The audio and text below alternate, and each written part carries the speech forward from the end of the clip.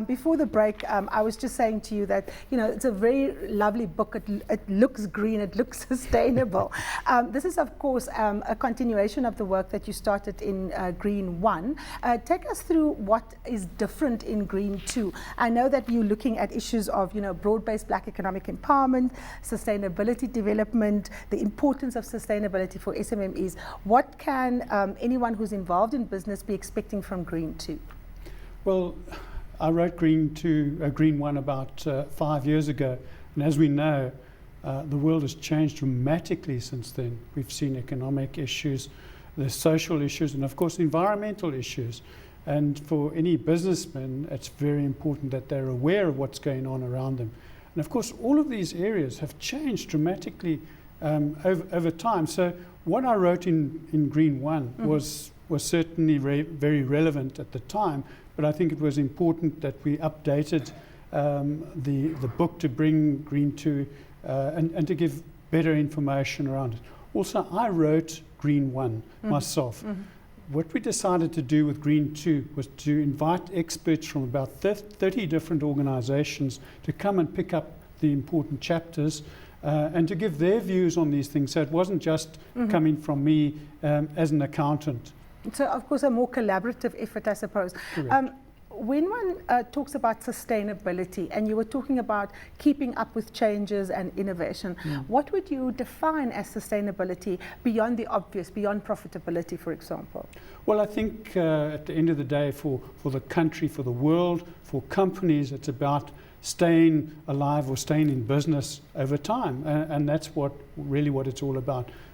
Taking into account all of those changes and preparing for those changes and making sure that you've got the resources to adapt to it. And it's obviously directed at businessmen, and the primary focus is about making sure, helping businesses to stay in business over time. Now, of course, a lot of emphasis are always on big companies, but we know that SMMEs are critical, particularly in developing economies such as South Africa.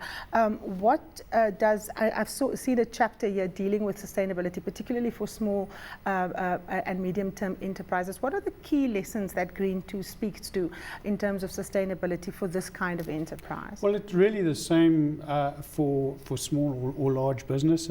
I think at the end of the day, you've got to know what are the implications. For example, we've seen electricity costs increasing dramatically over time. They will probably continue to increase. Shortages of resources.